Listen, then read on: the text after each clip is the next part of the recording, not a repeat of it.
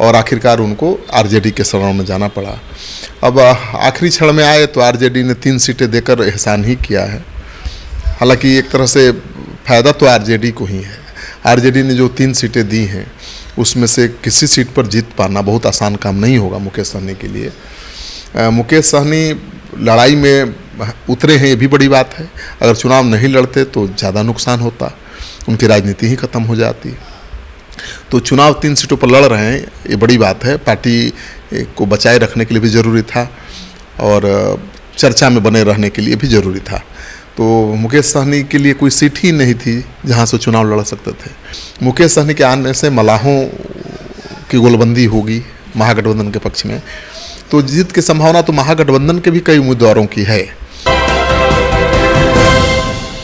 नमस्कार, आप देख रहे हैं सिटी पोस्ट लाइव और मैं हूं आपके साथ हर्षिता प्रताप सिंह। वीआईपी सुप्रीमो मुकेश सहनी महागठबंधन का हिस्सा भी बन गए, उन्हें 3 सीटें भी मिल गई। लगातार कयास लगाए जा रहे थे कि झंझारपुर से मुकेश सहनी चुनाव भी लड़ सकते हैं, लेकिन कल ही उन्होंने बड़ा ऐलान कर दिया है, कह दिया है कि वो इस बार लोकसभा चुनाव नहीं लड़ेंगे। आखिर क्या वजह हो सकती है इतना बड़ा ऐलान करने की? इस बात पर चर्चा करने के लिए हमारे साथ मौजूद हैं वरिष्ठ पत्रकार श्रीकांत प्रत्युष जी। सर, लगातार ये कहा जा रहा था कि मुकेश सहनी झंझारपुर से चुनाव लड़ेंगे, लेकिन उन्होंने अब साफ कर दिया है कि वो लोकसभा चुनाव लड़ने वाले ही नहीं है। ऐसा क्यों? देखिए, मुकेश सहनी उम्मीद में थे कि बीजेपी के साथ उनका समझौता हो जाएगा। अभी बीजेपी का पलड़ा भारी दिख रहा है। मोदी के चेहरे पर लड़ाई लड़ रही है बीजेपी। तो बीजेपी से ज़्यादा सीटों की मांग कर रहे थे, बीजेपी ने दी नहीं। बीजेपी की तरफ से 1 सीट का ऑफर था और वो मन पसंदीदा सीट उनको मिल सकती थी। वो मुजफ्फरपुर से लड़ना चाहते थे, वो सीट उनको बीजेपी दे सकती थी, या फिर दरभंगा या और कहीं से लड़ा सकती थी जहाँ से वो जीत सकते थे। लेकिन नहीं बात बन पाई और आखिरकार उनको आरजेडी के शरण में जाना पड़ा।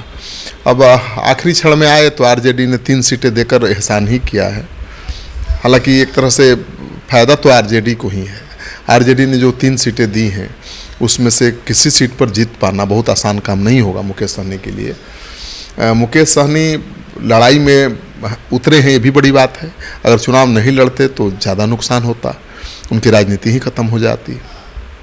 तो चुनाव 3 सीटों पर लड़ रहे हैं, ये बड़ी बात है। पार्टी को बचाए रखने के लिए भी ज़रूरी था और चर्चा में बने रहने के लिए भी ज़रूरी था। तो मुकेश सहनी के लिए कोई सीट ही नहीं थी जहाँ से चुनाव लड़ सकते थे। गोपालगंज की सीट रिजर्व सीट है जहाँ से वो चुनाव नहीं लड़ सकते हैं, और मोतिहारी की सीट है, वहाँ से राधा मोहन सिंह है बीजेपी की परंपरागत सीट कह सकते हैं उसको। तो वहाँ पर भी जीतना उनके लिए बहुत मुश्किल काम था। और तीसरी सीट उनकी जो है झंझारपुर, वहाँ से वो लड़ सकते थे, लेकिन उससे ज़्यादा अनुकूल सीट थी दरभंगा उनके लिए। तो दरभंगा, मुजफ्फरपुर, खगड़िया 3 सीटें थीं जहाँ से वो चुनाव लड़ सकते थे, जीत सकते थे। लेकिन आखिरी क्षण में चूँकि आए महागठबंधन के साथ, तो यही 3 सीटें उनको मिल पाई हैं जहाँ से वो आश्वस्त नहीं थे अपनी जीत को लेकर। अगर जीत को लेकर आश्वस्त होते तो ज़रूर लड़ते।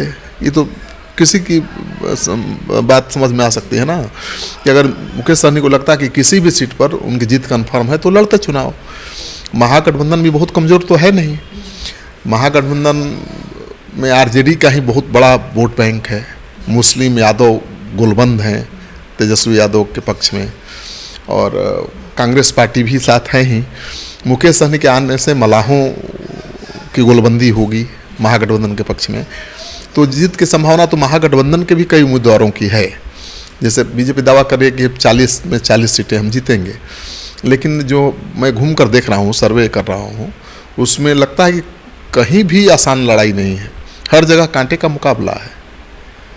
आप देख लीजिए औरंगाबाद में, जहाँ से अभय कुशवाहा को लालू यादव ने उतारा है, वहाँ भी लड़ाई है। हालांकि वहाँ बीजेपी भारी अभी दिखाई दे रही है अभय कुशवाहा पर, लेकिन लड़ाई है। दूसरी सीट है, मैं गया था नवादा में, जहाँ विवेक ठाकुर हैं बीजेपी के उम्मीदवार। पहले सूर्यभान सिंह के भाई वहाँ से चुनाव जीते थे, लेकिन इस बार विवेक को मिल गया।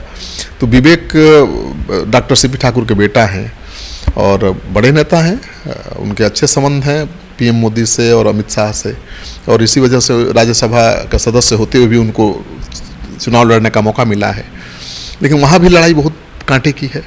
आरजेडी ने वहाँ पर श्रवण कुशवाहा को उम्मीदवार बनाया है, वो भी बहुत बड़े पैसा वाले हैं और उनके चुनाव प्रचार में बहुत दमखम दिख रहा है। लेकिन ज़्यादा हुड़दंग अगर चुनाव प्रचार में होता है तो उसका निगेटिव इम्पैक्ट भी पड़ता है। अगर आपके समर्थक ज़्यादा हंगामा करेंगे, बवाल करेंगे, तो दूसरी जातियों के, खासतौर पर कमज़ोर जातियों के लोग डर जाते हैं और फायदे की जगह पर नुकसान हो जाता है। अब ये ऐसा होगा कि नहीं होगा कह पाना बड़ा मुश्किल है, लेकिन कांटे की टक्कर है। सबसे ज़्यादा कड़ा मुकाबला मुझे नवादा में दिख रहा है। गया में भी कांटे की टक्कर है। हम पार्टी के सुप्रीमो पूर्व मुख्यमंत्री जीतन राम मांझी चुनाव लड़ रहे हैं, लेकिन वहाँ आरजेडी के उम्मीदवार हैं कुमार सर्वजीत, जो बिहार सरकार में मंत्री भी थे।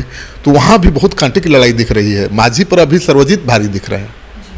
तो अगर कहा जाए कि जो निषाद समाज के लोग हैं वो सहनी के चेहरे पर वोट डालते, लेकिन अब सहनी सामने से आकर चुनाव लड़ नहीं रहे हैं, तो क्या ये संभव है कि निषाद समाज के लोग अपना वोट पीछे खींच लेंगे? नहीं, देखिए, निषाद समाज का वोट बीजेपी को तो मिलता ही रहा है। बीजेपी के साथ मुकेश सहनी नहीं आ पाए तो बीजेपी ने अपने नेता हरी सहनी को तो आगे बढ़ा ही दिया है, मंत्री बनाया है और उनकी काट भी लगातार वो कर रहे हैं। तो निषाद समाज पूरी तरह से महागठबंधन के साथ जाएगा ऐसा कहना संभव नहीं है, लेकिन मुकेश सहनी को निषाद समाज अपना नेता मानता है और चुनावी सर्वे के दौरान ये बात सामने आई है कि निषाद समाज महागठबंधन को वोट करेगा, तो फायदा तो होगा महागठबंधन को। तेजस्वी यादव को तो बहुत ज़्यादा फायदा होगा। अब मुकेश सहनी को कितना फायदा होगा ये कहना मुश्किल है, क्योंकि जो सीटें उन्होंने दी हैं वो जीतने वाली सीटें नहीं हैं। और मुकेश सहनी जीत जाते हैं तो बड़ी बात है, उनकी बहुत ताकत बढ़ भी जाएगी। और अपनी प्रतिष्ठा बचाए रखने के लिए उन्होंने चुनाव लड़ना ठीक नहीं समझा। ये अच्छी बात है, क्योंकि जीत की गारंटी नहीं हो तो चुनाव लड़ने से क्या फ़ायदा। अब वो स्टार प्रचारक के रूप में महागठबंधन के सभी उम्मीदवारों के लिए वोट मांग रहे हैं, बीजेपी पर निशाना साध रहे हैं। तो अगर उनकी पार्टी जीत गई, 3 में से 1-2 सीट भी जीत गई, तो उनकी राजनीतिक ताकत बढ़ेगी। और अब तो विधानसभा चुनाव भी आ रहा है 1 साल 1.5 साल बाद, तो विधानसभा चुनाव में वो ज़्यादा सीटों की मांग कर सकते हैं आरजेडी से।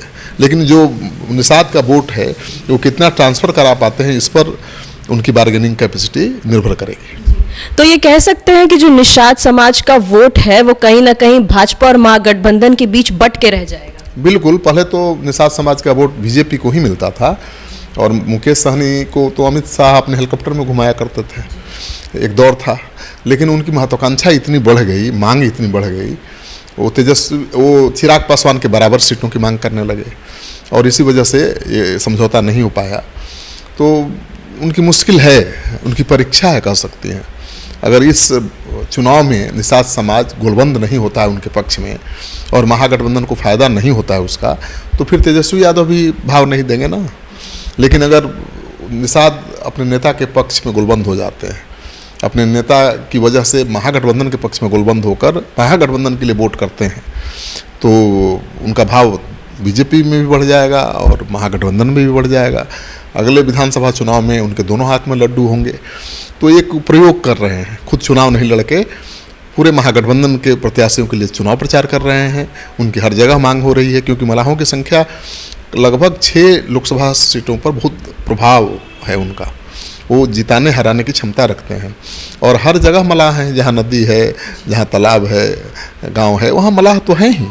तो और मलाह एक संपन्न जाति माना जाता है और मलाह से कई जातियों के लोग जुड़े रहते हैं, क्योंकि वो रोजगार देते हैं मछली मारने के काम में, मछली बेचने के काम में। तो एक मलाह 10 लोगों को रोजगार भी देता है और दूसरों के वोट को भी प्रभावित करता है। तो देखना यह है कि मुकेश सहनी कितना प्रभावित कर पाता है। तो झंझारपुर सीट से अब किस उम्मीदवार का चेहरा आगे किया जा सकता है? अभी तक तो आरजेडी ने और कांग्रेस पार्टी ने 13 से ज़्यादा सीटों पर उम्मीदवारों का नाम का ऐलान ही नहीं किया है। हो सकता है आजकल में हो जाए ऐलान, क्योंकि कांग्रेस की 6 सीटें हैं जहां पर अभी तक उम्मीदवार तय नहीं हुआ है। ये दीगर बात है कि पहले फेज में कांग्रेस कहीं लड़ नहीं रही है और आरजेडी ने पहले दूसरे फेज के उम्मीदवार के नाम तय कर दिए हैं।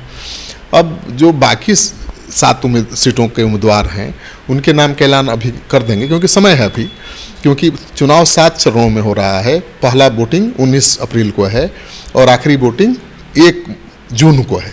तो समय बहुत है, इसलिए वो पूरा मूड भाप रहे हैं जनता का। समीकरण बिठा रहे हैं, जातीय समीकरण, और पूरी तरह से जांच पड़ताल के बाद ही जीत को लेकर आश्वस्त हो जाएंगे कि किस घोड़े पर दांव लगाने से जीत मिल सकती है, उसी को चुनेंगे। आप सुन रहे थे वरिष्ठ पत्रकार श्रीकांत प्रत्यूष जी को। मुकेश सहनी महागठबंधन का हिस्सा तो बन चुके हैं, लेकिन चुनाव लड़ने से अब वो पीछे हट गए हैं। महागठबंधन में उनके शामिल होने से महागठबंधन को तो फायदा होता दिख रहा है, लेकिन मुकेश सहनी को कितना फायदा होता है ये देखने वाली बात होगी। फिलहाल इस खबर में इतना ही। आप आगे की खबरों के लिए देखते रहिए सिटी पोस्ट लाइव। इस वीडियो को लाइक करें, शेयर करें और चैनल को सब्सक्राइब करना ना भूलें। धन्यवाद।